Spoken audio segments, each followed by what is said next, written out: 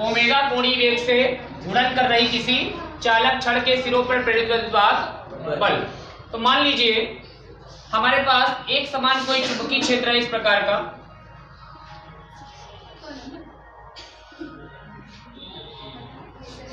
और इसमें एक छड़ रखी है हमने जिसका एक जो सिरा है वो फिक्स है। यहां पर हमने एक छड़ रखी है, थोड़ा सा जगह बना ले रहे हैं।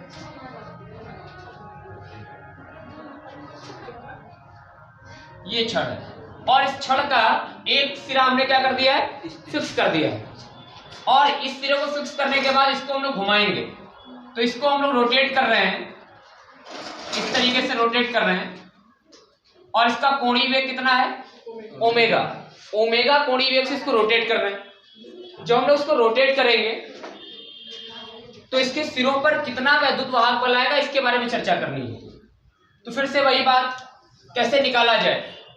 तो निकालने के लिए वैसे तो आप अगर अमूमन देखेंगे तो आपकी बुक्स वगैरह में या अन्य जगहों पे जहाँ भी क्वेश्चन दिया गया होगा तो उसका तरीका शायद थोड़ा सा अलग दिया गया हो, वो तरीका भी हम करवा सकते हैं। लेकिन उससे भी सिंपल एक तरीका है जिसके लिए आपको करने में आसानी होगी और आप कुछ लोग इसका विरोध शायद कर दें। तो आप अगर चेक करना चाहें तो उसको हर जगह आपको मिल जाएगा। तो उसकी टेंशन सबसे सिंपलेस्ट वाला जो है वो हम करवा रहे हैं, याद करने में भी आसान है और निकालने में भी आसान है, उसको हम करवा रहे हैं। तो हमारे पास एक छड़ है, किसी धातु की छड़ होगी, उसको हमने ओमेगा कोणीय वेग से रोटेट किया है। तो जब भी हम लोगों को निकालना होता है वैद्युत वाहक बल, तो उसके लिए हमारे पास फॉर्मूला क्या है, माइनस का डी फाई अपॉन dt। चुंबकीय फ्लक्स में परिवर्तन की दर को ही वैद्युत वाहक बल बोल दिया जाता है। फैराडे का नियम है, चुंबकीय फ्लक्स में परिवर्तन की दर वैद्युत वाहक बल के बराबर होती है। अब अगर हम लोग E बराबर माइनस का और इसको फाई को लिखना चाहें तो फाई को क्या लिख सकते हैं, B इंटू ए, B इंटू, और होता तो कॉस थीटा भी है। और कॉस थीटा की अगर बात करें, यहां पर इस छड़ के बीच में छड़ जो गति करेगी और उसके मैग्नेटिक फील्ड में एंगल कितना है, तो 90 चल रहा है। तो ये दोनों एंगल्स 90, तो इसको हम लोग यहाँ पे डिस्कस नहीं कर रहे हैं। तो इसको क्या लिख सकते हैं, B इंटू ए। और मैक्सिमम की भी बात यहाँ पे की जा सकती है। तो मैक्सिमम कितना आएगा, B इंटू ए अपॉन में क्या है, dt। तो E बराबर इस अगर B जो हमारे पास है यहाँ पर जो चुंबकीय क्षेत्र वो कैसा है, एक समान है, वो बदलाव कर नहीं रहा है। क्या बदलाव हो रहा है उसमें, नहीं हो रहा है। तो चुंबकीय क्षेत्र में अगर बदलाव नहीं हो रहा तो ये B क्या है, कांस्टेंट है। इसको कर लेते थोड़ी देर के लिए बाहर। तो ये क्या आ गया आपके पास, माइनस का B और यहाँ आ जाएगा dA अपॉन dt। अगर छोटी मोटी बात मुख्य रूप से समझे आप, तो कहने का मतलब ये है कि आपको क्या निकालना है, क्षेत्रफल में परिवर्तन, और वो परिवर्तन कितने टाइम में हुआ है आपको वो ज्ञात कर लेना है। यहां पर इस वाले के लिए बात कर रहे हैं, यहां पर केवल किसमें परिवर्तन हो रहा है, क्षेत्रफल में। जो चुंबकीय क्षेत्र है वो आपने कांस्टेंट माना है, एक समान चुंबकीय क्षेत्र, इसलिए हमको केवल और केवल परिवर्तन किसमें कर पाएंगे, जब रॉड ये घूमेगी। पहले ऐसे रॉड है, जब ये घूम नहीं रही तो कितना क्षेत्रफल इससे बना रही, नहीं, जब ये घूम के यहाँ आ जाएगी, यहां से शुरू किया और यहाँ पे आ गई, इतना क्षेत्रफल कवर कर लिया, यहां से घूम के यहाँ आ गई। मतलब जरा इससे समझो, ऐसे रॉड है इस तरीके से और ये घूम के ऐसे आ गई। अगर इस वाले को देखें, इसके बीच में मैग्नेटिक फील्ड है और रॉड घूम के यहाँ इतना एरिया कवर कर लिया इसने। जब ऐसे आएगी 90 डिग्री घूम गई, इतना एरिया कवर कर लिया 180, ये पूरा यहाँ से यहाँ तक का एरिया हाफ सर्कल कवर कर लिया 370 270, इतना एरिया कवर कर लिया। वृत्त का 3 भाग कवर कर लिया, एक छोटा सा हिस्सा बाकी रह गया 90 वाला, फिर यहाँ आ गई घूम के 360, एक चक्कर कंप्लीट हो गया और एरिया कितना कवर कर लिया, एक वृत्त के बराबर। प्रारंभिक अवस्था में कितना था, 0, घूम के कितना चला गया 360। क्या यही क्षेत्रफल यहाँ लिखना चाहिए?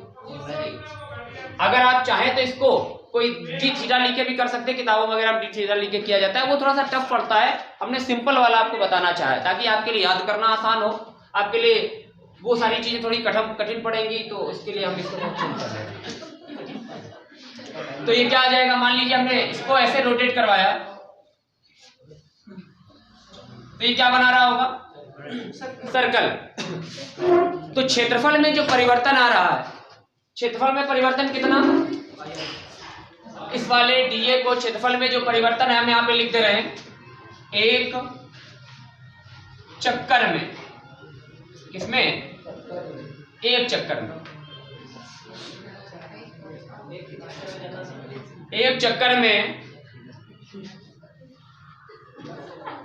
क्षेत्रफल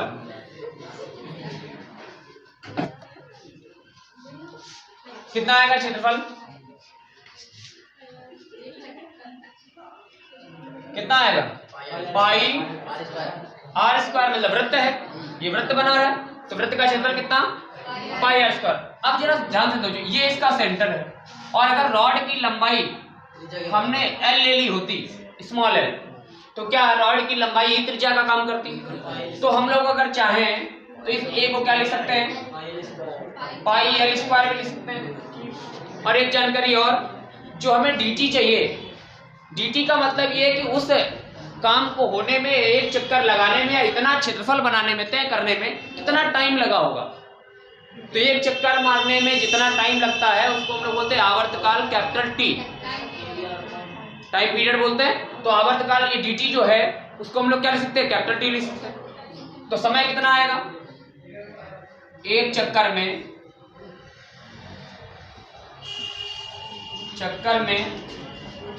लगा समय वो आ जाएगा कैपिटल टी आ जाएगा। दोनों वैल्यू पुट कर दी जाए, रखिए जरा दोनों वैल्यू। तो ये क्या आ जाएगा? E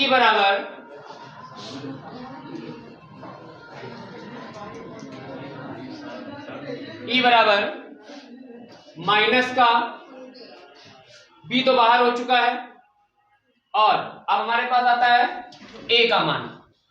A का मान कितना निकला? Pi L square, pi L. अच्छा, यही जो A है, यही हमारे पास परिवर्तन भी, क्योंकि प्रारंभिक अवस्था में क्षेत्रफल कितना है? यही है, तो शुरू कर रहा है। जो भी परिवर्तन हुआ उसी के बाद हुआ है। तो आप इसको बोल सकते हैं A भी बोल सकते हैं, और DA भी यही। तो आप अगर चाहें तो क्या लिख सकते हैं? DA की जगह, पूरे की जगह पे क्या लिख लेंगे? Pi L square. आप चाहें तो इसमें A भी लगा दें आगे, तो DA भी यही बनेगा। तो क्या आ जाएगा? E बराबर माइनस का B pi L square.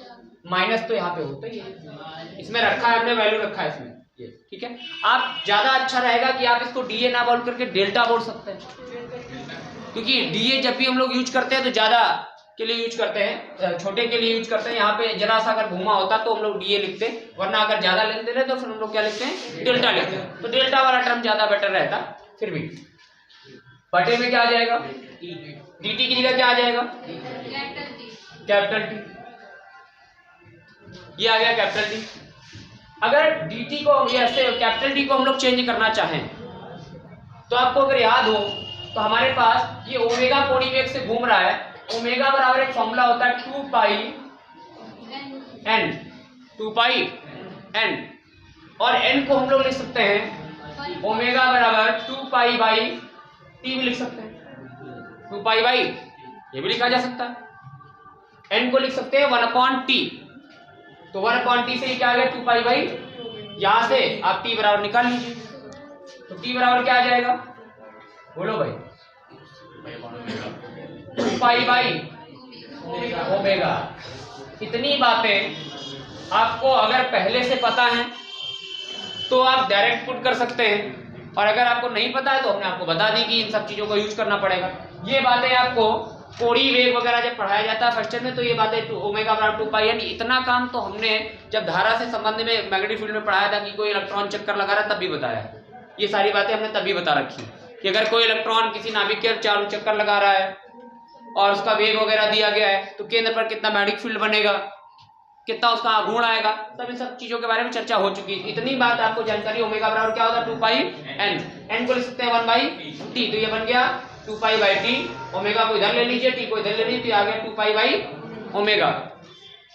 Put कर दीजिए वैल्यू जरा, तो ये आ जाएगा आपके पास, रखिए जरा, E बराबर minus b pi L square upon इसको लिख सकते हैं हम लोग 2 पाई बाई ओमेगा, पाई ने पाई को, ओमेगा ऊपर चला जाएगा तो ये आ जाएगा ई बराबर माइनस का 1/2 को अलग कर ले रहे हैं, ये बचेगा ना 1 और ये नीचे 2, ओमेगा तो ऊपर चला जाएगा, क्या आ जाएगा ओमेगा बी एल स्क्वायर, क्या आ गया ई बराबर माइनस का 1/2 ओमेगा बी एल स्क्वायर।